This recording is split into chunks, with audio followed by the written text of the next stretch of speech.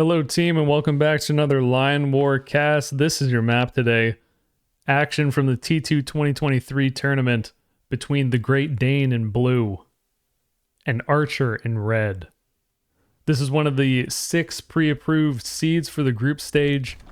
I believe the first one that we've casted on this map, which looks like the sort of map that I would generally enjoy, just one big land map surrounded by water.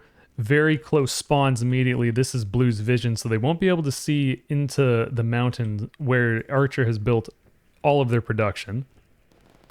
Obviously, TheGreatDane gets the look at one of the barracks because it's not in the mountain range. It's technically in this little open field, which is pretty smart. I think that Archer builds this here as one of the buildings that isn't pre-constructed, because buildings that are built in mountains or forests take 50% longer to build. So of course this one doesn't actually take that penalty. And so it just finishes up now. 5 barracks for red in a factory against 5 barracks for blue in a factory. The exact same.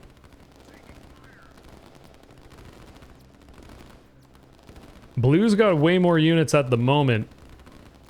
Red will likely back up into the mountain range and is starting to build a defensive line with this artillery piece. Making a great flank on the left-hand side. And so far buying some time for these artillery pieces to dig in, pardon me.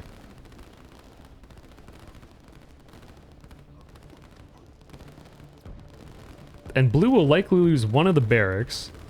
And then it's kind of dealer's choice for Archer to whether they send the infantry to keep going forward, even behind where TheGreatDane's base is, or to drop back into a defensive posture. It looks like it will be a drop back play as soon as these infantry are done killing this barracks. And now the one artillery piece in the defensive line opens up. The second arty piece isn't going to start firing. It's going to go right towards this entrenchment and start digging in itself. And so far looking like a relatively decent fight for red. There's no way that blue is going to be able to break this with the amount of blue infantry that are standing directly in front of the mountains. It'll depend if TheGreatDane can take this army to the left of the picture and successfully move through the mountain range and get on top of the buildings. But we've seen before how mountain ranges are very good defensive positions, certainly favor the defender in pretty much every way. Also, because these are all red territories, the red units don't get the same speed penalty that the blue units do. Which of course helps red to maneuver a little bit more. And at this point, TheGreatDane's got all the vision possible into the mountain range. There's enough infantry and artillery pieces close enough that everything is exposed. Another good dig in from Archer, but blue's on top of it before it's really able to get set up fully.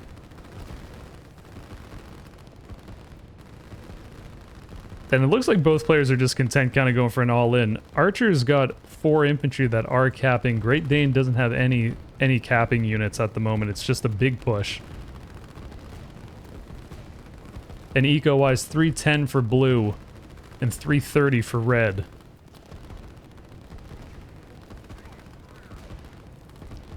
Once this red barracks falls, both players will have lost 1 barracks. I'd be interested to see what the units lost at this point in the game are. And then Archer rebuilds this barracks in the back.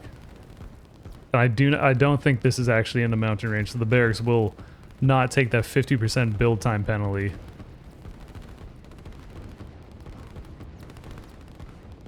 Although blue has more units, it's still a tough position to push into because of the mountain range, which I just keep saying over and over again. But I think that Archer is going to hold on here. There's not a massive group of reinforcements for blue that are going to show up anytime soon. Blue does have a production advantage, or rather did for a split second, and now this red barracks is online, so both players back on 5 barracks. And these are the lines. These are the commands that both players are going for.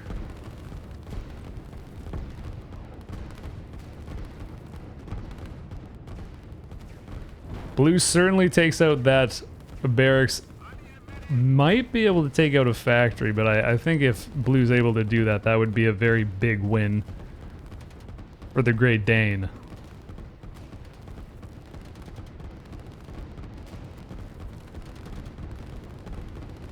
This front artillery piece doesn't have any infantry in front of it, so the blue infantry are going to be able to destroy it. Same thing with this leftmost artillery piece for red, so blue's going to have a huge artillery advantage as they finally move into the mountain range.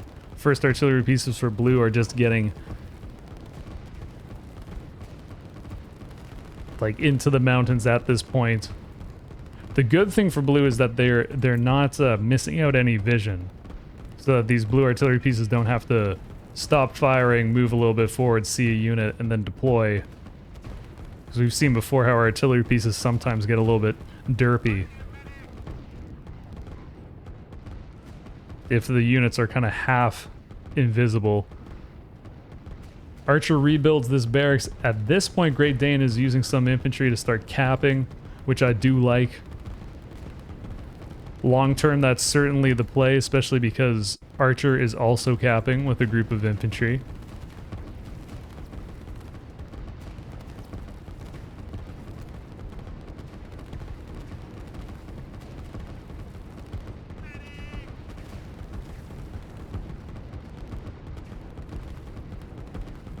And it's kind of tough to say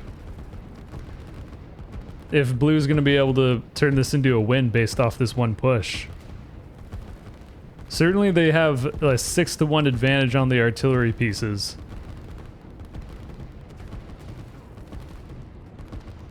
And there's really no blob of red that's attacking all at once. It's just units trickling in as they complete building.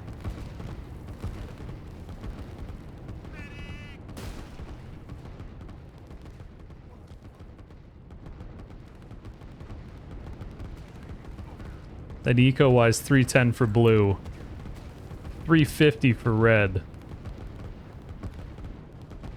But pace-wise, blue definitely with the advantage.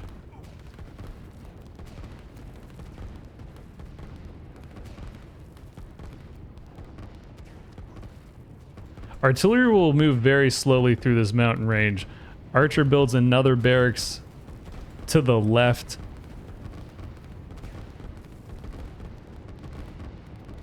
And then the rest of the barracks are kind of safe from the artillery right away, because it'll take so long for this arty blob to get down to these two barracks or this one. It will even take them a little bit of time to get to these two barracks. It just is, there's so many blue units. And it's kind of hard for red to mount like a cohesive defense.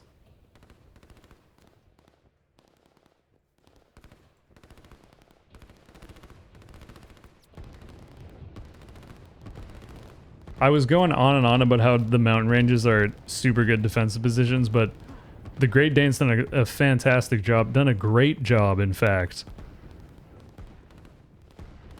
to actually successfully take on a bunch of those buildings and destroy them. And blue's not letting up.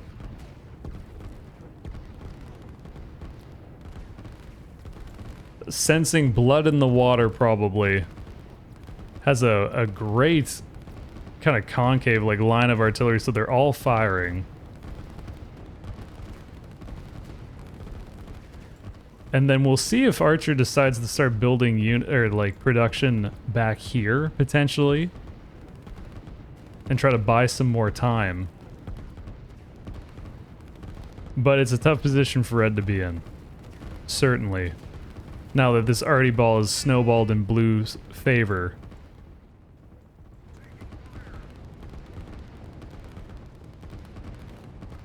So both these barracks are lost causes. They will be destroyed,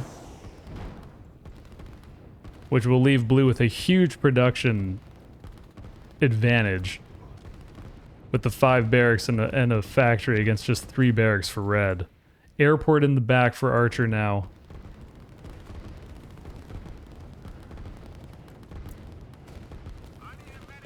And the ecos are relatively close.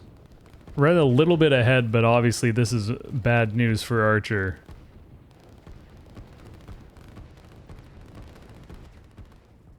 There is a refinery that Red can build. So potentially we're going to see helicopters out of that Red airport. It'll force the TheGreatDane to start building some amount of SAMs.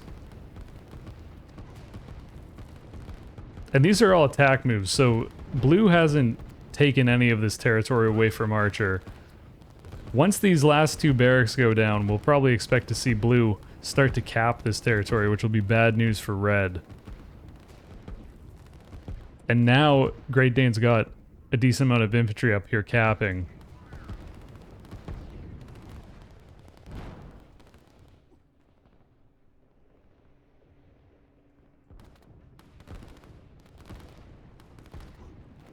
And there's even a possibility that Blue would be able to start ecoing behind this, just because they've taken such an advantage on how big their army is compared to Red. If they built this town, for example, there's no way that Archer is going to be able to punish that. And now, yes, we see that change to capping lines. That conquer directive for some of these Blue units.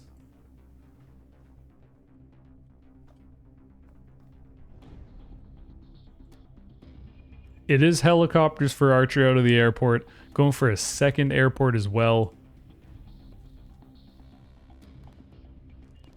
If Red can get a bunch of helicopters and secure a refinery and keep it alive, there's a chance for a comeback. It'll take a long time for any SAMs that Blue builds to get through this mountain range and forest and catch up with this army.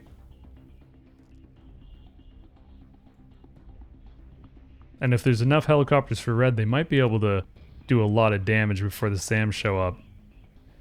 By the time the Blue army gets to this position, I'd expect Red to have even 3 helicopters.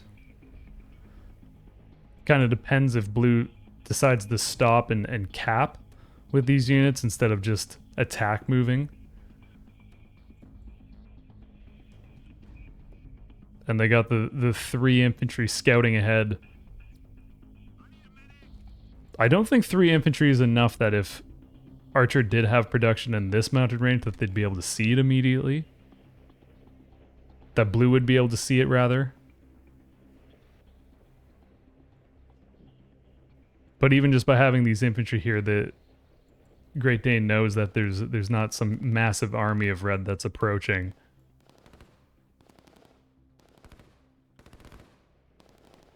So second helicopter on the way. Second airport for Archer is now complete. Eco-wise, 390 for Blue and 360 for Red. So the TheGreatDane now has the eco lead for the first time, I believe, in the game, and building this farm, which is a smart play. Still leaving a lot of this territory for Archer, which is good for Red because it doesn't. They still have that income source by controlling those territories.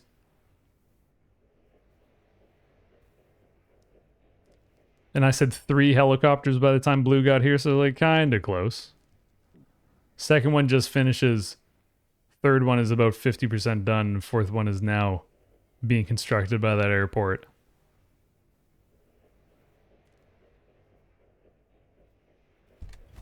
The nice thing for TheGreatDane is that they're now on top of this refinery. And like top down, there's really no other... I mean, I guess there's this one that Archer could build, as well as this one to the north pretty soon.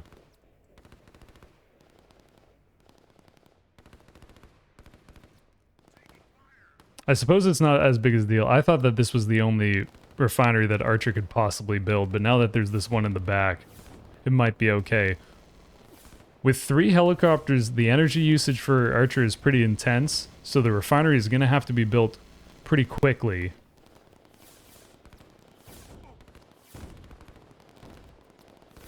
It costs 260, but it's not like Archer can really stop building infantry out of these barracks just because they're going to need the units to defend against the Blue army.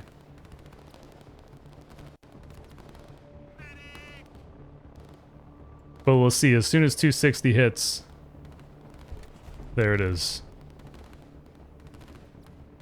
Top down, this is what we're looking at. Clearly blue has more capped. Starting to build some farms to the north. And still sending units to do some more capping.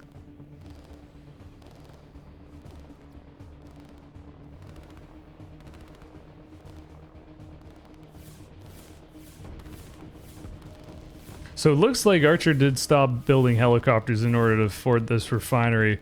Probably makes a lot of sense. It's not like a fourth helicopter is going to help if it's not able to fly. Still no SAMs as of yet for the Great Dane.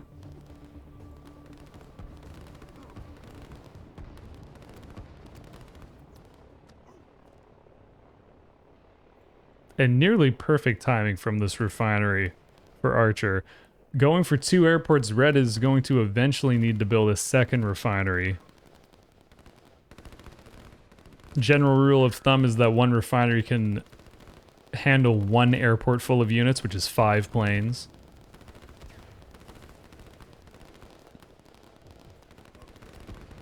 And then after that, Red will need to take this. These are still all just move commanded units for blue.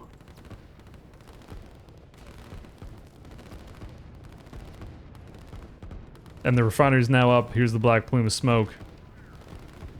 So the helicopters will get back in the air. Just in time.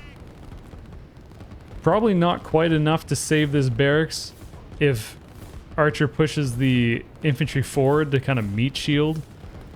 Maybe it could stay alive. Helicopters are going to ruin these artillery lines very quickly.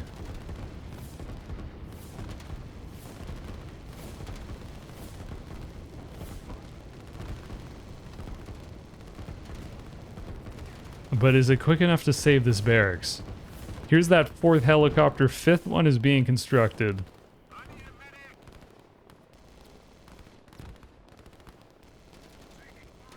$370 eco for Red, $524 for blue. The capping in the north is a huge deal, and these 2 farms. Great Dane is following up with another town, or rather with a town as well.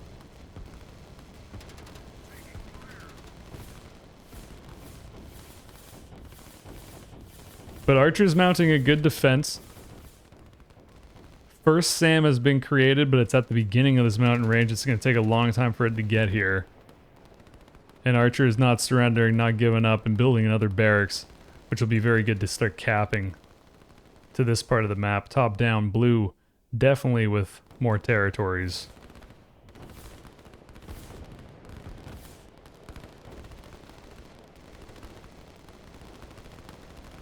And the real big problem is with 2 industry and a town for blue, it might already be too much.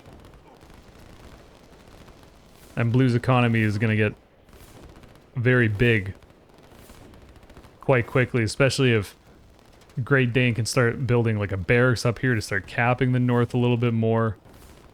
And then certainly as soon as they start taking all this territory away from Archer.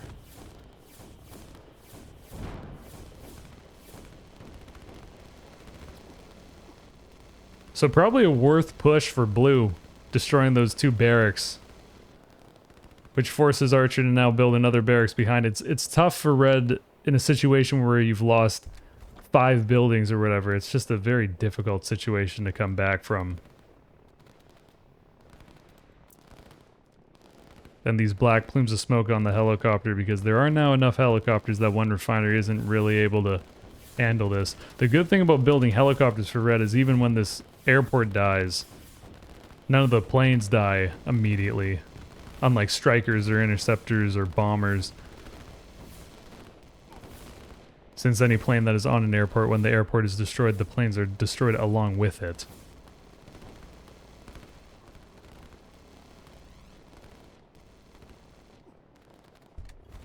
And really there's nothing, I don't think there's anything wrong per se about blue not capping this territory because of this push going so well. And the Great Dane probably just calculated that if they just attack, move through this, they'll be able to win. Just on the constant pressure. Infantry do decent against helicopters. You'll notice that the infantry are shooting up at this. And they're able to destroy one of them.